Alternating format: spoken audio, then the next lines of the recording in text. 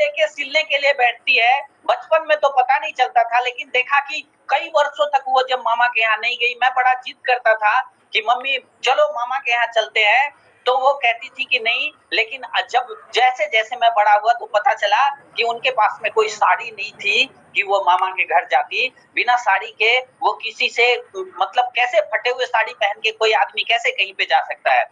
आज मैं आपको बता दूं साथियों कि बहुत अभाव मैंने देखा है, लेकिन माननीय सभी गुरुदेव का आशीर्वाद ऐसा है कि जब शिमला का टूर मिला तो मैंने कहा कि नहीं, मैं अपनी माँ को लेके जाऊंगा, क्योंकि उसने कभी जीवन में शिमला टूर नहीं किया होगा। मैं अपनी माँ को लेके गया। आज मैं माँ को लेके कहीं भी तीर्थ स्थान भी जाता हूँ, आज हवाई सफर कराता हूँ उनको ये विश्वास नहीं था कि अपनी जिंदगी में इतना भी बड़ा बदलाव आएगा।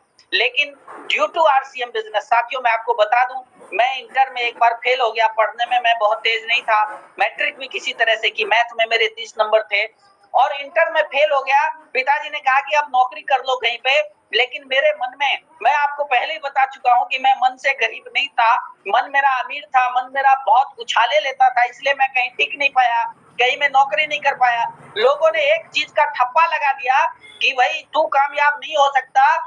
तो बिल्कुल, क्योंकि मैंने बहुत सारी नौकरी छोड़ी, तो इसलिए लोगों ने ये ठप्पा लगा दिया था कि तू कामयाब नहीं हो सकता। लेकिन मैं आपको बता दूं कि मैं इंटर में फेल हो गया, लेकिन मैं फिर से दोबारा इंटर की परीक्षा दी मैंने, और मैंने इंटर पास किया। फिर उसके बाद में मैंने डीएमएलटी किया। डीएमएलटी करने के बाद में मेरी नौकरी भी लगी, और नौकरी के बाद में मुझे आरसीएम बिजनेस मिला। आरसीएम बिजनेस को देख के मुझे लगा कि नहीं, इस बिजनेस से कुछ बड़ा किया जा सकता है, बहुत बड़ा किया जा सकता है। और मन के अंदर जो दबी हुई, जो अंदर में आग दबी हुई थी, जिसके ऊपर में राख पड़ा हुआ था, उस राख को गोपाल चौधरी जी ने जैसे ही उड़ाया, तो ये मन एकदम हमेशा से मैं इस आरसीएम बिजनेस को मैंने करना शुरू किया, और 24 महीने के बाद मैं इस बिजनेस का टेक्निकल अचीवर बना। और जैसे कि मैं हमेशा कहता था, क्योंकि मुझे साथियों ब्रेक इवेंट पॉइंट को तोड़ना था, जो कि मैं नौकरी से नहीं तोड़ सकता था। नौकरी करते हुए मैं किसी भी हालत में 2-4 लाख रुपए महीने कमाने के बारे में सोच भी नहीं सकता था। मैं आपको बता दूं, अभी पिछले लॉकडाउन से पहले मैं लगभग 3 लाख रुपए से ज्यादा का इनकम ले रहा था। आरसीएम के अलावा मेरा नर्सिंग होम में जांच घर चलता है, और मेरे और भी, क्योंकि मैंने इन्वेस्ट किए। मैंने साथियों मैं आपको बता दूं, वैसे तो हर व्यक्ति को इन्वेस्ट करना चाहिए। अगर आप लाइफ में ब्रेक इवेंट पॉइंट को तोड़ना चाहते, भले ही आप कुछ भी करें, लेकिन इन्वेस्ट करें। आरसीएम से मेरे जो भी पैसे आते थे, मैं उसके 1000 गुना पैसे को इन्वेस्ट करता था। 1000 गुना मीन्स आप कहेंगे 1000 गुना कैसे? 20,000 रुपए आए और मैंने कहीं से 2 लाख रुपए कर्जे लेके इन्वेस्ट कर दिया। अगर मुझे बिना इंटरेस्ट का मिल जाता था तो मैं उसको इन्वेस्ट कर देता था, और फिर मैं उससे अपने पैसे को खत्म करता था। मैं कर्जे लेके भी इन्वेस्ट करता रहा। आज जहां जहां पे मैंने इन्वेस्ट किया, वहां से आज लाखों रुपए का इनकम आ रहा है साथियों। और आज मैं इसके वजह से बहुत कुछ, अगर मैं आज जो भी हूँ, वो मैं गुरुजनों के वजह से हूँ। आज मैं इस ब्रेक इवेंट पॉइंट को तोड़ पा रहा हूँ। और निश्चित रूप से मेरे सर ने जो मेरे से पूछा था 2007 में, मैंने बस काम कराना, मैंने एक ही चीज सीखा। उन्होंने पूछा कि आप क्यों नौकरी छोड़ना चाहते हैं, तो मैंने उनसे एक ही बात कही थी कि सर, मैं जब तक काम करता रहूंगा मैं बड़ा आदमी नहीं बन पाऊंगा। मुझे बहुत सारा पैसा कमाना है, ढेर सारा पैसा कमाना है, तो मुझे काम कराना होगा। और मैंने काम कराना सीखा। आज मैं अगर विद्यालय चलाता हूँ तो मैं यहाँ काम कराता हूँ, मैं काम करता नहीं हूँ। आज मेरा नर्सिंग होम चलता है, मैं महीने में भी 6 महीने में भी कभी नहीं जाता हूँ। बाय द वे, कभी मेरी जरूरत पड़ती है, कोई टेक्निकल चीज की जरूरत पड़ती है, तो मेरे से फोन पे या मैं 5-10 मिनट के लिए कभी, मतलब 6 महीने में एक बार जाता हूँ, नहीं तो मैं कभी नहीं जाता हूँ। क्योंकि मैंने एक चीज सीखा कि जब तक आप पैसे कमाने के पीछे भागेंगे, तब तक आप बहुत बड़ा आदमी नहीं बन पाएंगे, तब तक आप अमीर नहीं बन पाएंगे। पैसा जब आपके लिए काम करना शुरू करेगी, तब आप अमीर बन पाएंगे। और पैसा आपके लिए काम करे, इसके लिए साथियों मैंने पढ़ना शुरू किया। सोचिए और अमीर बनिए, बड़ी सोच का बड़ा जादू। और मैंने बहुत सारी किताबों को, जो जो किताब मुझे मेरे गुरुजन बताते गए, मैं सारी चीजों को पढ़ता गया।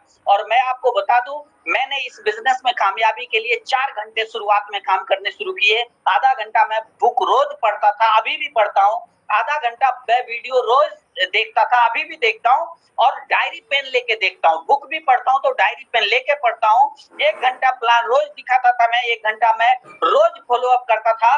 और टीम बॉन्डिंग में मेरी बहुत ठीक ठाक थी। मैं टीम बॉन्डिंग करता था अपलाइन के साथ में। मेरी आज मैं जो कुछ भी हो साथियों, अपलाइन का इसमें 100% योगदान है। अगर मैं ये कहूं तो अतिशयोक्ति नहीं होगी। देखिए, ऑब्जेक्शन मेरे पास भी आए, ऑब्जेक्शन हैंडलिंग करना मैंने गुरुजनों से सीखा, किताबों से सीखा। मैं जहां मेरे ऑब्जेक्शन का, क्योंकि ऑब्जेक्शन को पहले अपने मन से खत्म किया जाता है। जब आपके मन से ऑब्जेक्शन खत्म हो जाएगा तो आप लीडर बनेंगे। और अपने मन से ऑब्जेक्शन को खत्म करने के लिए मैं गुरुजनों से भी आशीर्वाद लिया। और न्यूट्री चार्ट का बहुत बड़ा योगदान है। न्यूट्री चार्ट से मैं दुबई गया, न्यूट्री चार्ट पे मैंने, क्योंकि मैं मेडिकल क्षेत्र से हूँ, इसलिए न्यूट्री चार्ट पे मेरा हमेशा से अच्छा काम रहा। अभी भी मैं न्यूट्री चार्ट से 10,000 बिजनेस वॉल्यूम करता हूं। जब मैंने इस बिजनेस को ज्वाइन किया, मैं अब आपको थोड़ा सा सेकंड, 1-2 मिनट के लिए सेकंड पार्ट पे ले जाऊंगा। मेरी मैडम का इसमें बहुत बड़ा योगदान रहा। जब मैंने इस बिजनेस को ज्वाइन किया था तब मेरे ऊपर 3 लाख रुपए का कर्जा था, तो मुझे ड्रेसअप होने में बहुत दिक्कत हो रही थी। तो मेरी मैडम ने कहा कि सर आप लोगों से क्यों घबराते हैं, आप लोगों को बताइए कि अगर मुझे कर्जा, ये इतना सारा कर्जा सधाना है, इसलिए मैं इस बिजनेस को कर रहा हूँ और इस बिजनेस को करने के लिए ड्रेसअप होना जरूरी है। जब मैंने इस बिजनेस को ज्वाइन किया, शुरू में मुझे प्रोडक्ट से प्रॉब्लम था, तो मेरी मैडम मुझे बताती थी कि सर अगर हवाई जहाज पे चढ़ने का मौका मिलेगा, इससे कुछ भी हो, क्या फर्क पड़ता है। और वो उन्होंने 100% सपोर्ट किया। जब आरसीएम बंद हुआ तब उस समय में भी वो बिल्कुल, मतलब मुझे यहाँ से पैसे भेजा करती थी और हम लोग वहां पे अपना जयपुर में धरना में थे, बहुत सपोर्ट करती थी। लोगों का सामना करना बड़ा कठिन हो गया जब आरसीएम बंद हुआ, तो क्योंकि मैंने नौकरी छोड़ा था। वो लोग कहते थे कि देखो, मैं कहता था ना कि नौकरी छोड़ोगे तो एक दिन पछताना पड़ेगा, लेकिन ऐसे समय में मुझे फैमिली का सपोर्ट मिला। तो मैं 1-2 मिनट के लिए मैं आपका परिचय करवाता हूँ। मैं मेरी वाइफ, मेरी लाइफ पार्टनर रीना पाठक से। जी मैडम।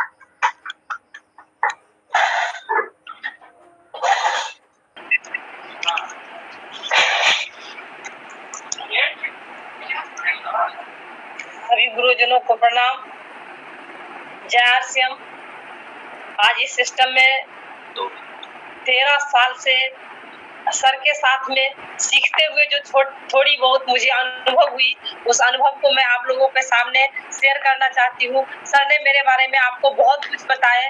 मैं एक ही चीज जानती हूँ, जिस समय में सर ने, मेरी एक आदत थी कि यदि सर ने किसी काम को किया तो मैं कभी इग्नोर नहीं करती थी। मैं बोलती थी कि बिल्कुल सर, आपने जिस काम को किया बिल्कुल 100% वो काम अच्छा ही होगा और उसमें मेरी सपोर्ट की जहाँ भी आपको जरूरत होगी मैं उसके लिए 100% तैयार हूँ। पहली चीज। दूसरी चीज, उस समय में मेरे साथ भी बहुत अमीरी नहीं आई थी। जिस समय मैं आई थी सर के जिंदगी में, उस समय भी मेरे पास गरीबी थी। तो मैंने एक ही चीज सोचा कि अगर आरसीएम बिजनेस से सामान खरीदना है और उसको यूज करना है तो वो तो मैं जिंदगी से जन्म से ही कर रही हूँ। तो अगर इस काम को करने से हमारे घर में कुछ भी पैसे आएंगे, तो उस समय में 300 रुपए में गैस की सिलेंडर भराया जाता था। और मैंने ये सोचा कि सर अगर 300 रुपए मेरे घर में वापस सामान खरीदने से आ जाएंगे तो मैं अपना गैस का सिलेंडर तो भरा सकती हूँ। दूसरा चीज मैंने ये किया कि सर जब भी निगेटिव होते थे थोड़ा वो, एक तो सर खुद बहुत पॉजिटिव है, लेकिन बहुत सारे संघर्ष सर को ही करना पड़ता था। फील्ड में सर ही निकलते थे, तो हमेशा मैं किसी एक दिन मैंने सर को देखा कि बहुत निगेटिव थी। आरसीएम के बारे में सर कुछ नहीं बोल रहे थे। जिनके मुंह से सुबह से लेकर के और रात के सोते समय तक आरसीएम चलता था, उनके मुंह से अगर दिन भर आरसीएम सुनने के लिए नहीं मिले तो आपको लगेगा कि नहीं, आखिर क्या बात हो गया। तो मैंने सर से पूछी कि आखिर क्या बात है सर, ऐसे आप मायूस क्यों है, आप आरसीएम का चर्चा नहीं कर रहे हैं आज। तो सर बोलते हैं कि यार इतना, एक महीना में इतना का पेट्रोल जलाया मैंने और इस महीना का कमीशन बताऊं कितना आया। तो मैं बोली कि बुच्ची के बताइए, तो 1 रुपया कमीशन आया। अरे इस बिजनेस को क्यों करेंगे। हम कहे सर आप हमेशा कहते हैं कि वीडियो सुने, बुक को पढ़े, तो आप किसी न किसी अच्छे लीडर का, क्योंकि मैं उतना जानती तो थी नहीं उस समय में जो कौन से कैसे लीडर हैं, तो मैं अपने अनुभव से सीधे बोली कि किसी लीडर का आप कैसेट सुनिए या किसी बुक को पढ़िए, अगर उसमें आपको जरूर इसका निचोड़ मिलेगा। और आप आरसीएम को मत छोड़िए सर, ये आरसीएम जिंदगी में हवाई जहाज की सपना आपको दिखाया और आपने ये निर्णय कर लिया कि दुनिया में जब शादी होता है तो उससे पहले हर व्यक्ति का सपना बहुत बड़ा बड़ा होता है, और शादी होने के बाद चाहे वो महिला हो चाहे वो पुरुष हो, उनके सपने छोटे होने लगते हैं धीरे धीरे, क्योंकि उनकी जो इनकम होती है तो एडजस्टमेंट करते करते उनका सपना सारा टूट टूटने लगता है, लेकिन मैं एक ही शब्द कहती हूँ, यह कितना सपना तोड़ेगी ये बेरहम दुनिया। क्यों ना हर रात एक नया ख्वाब देखा जाए और नया सपना देखा जाए, ताकि किसी न हर सपना को हम, अगर आरसीएम बिजनेस में मैं टिकी रही जिंदगी भर, मैं अपने जीते जी इस सिस्टम को अगर नहीं छोड़ती हूँ, तो दुनिया की कोई ऐसा सपना नहीं है कि ये आरसीएम बिजनेस पूरा नहीं कर सकती है। बस इतना ही, इसके साथ मैं अपने वाणी को विराम देती हूँ। जय आरसीएम सर। जय आरसीएम सर। और मैं फिर से अपने गुरुदेव कमलेश सर को बुलाना चाहूंगा। जी सर, गुरुदेव। बहुत बधाई पाठक जी और रीना जी को, दोनों को। आप लोगों की कहानी बहुत सुंदर रही, इसी तरह आगे बढ़ते जाए।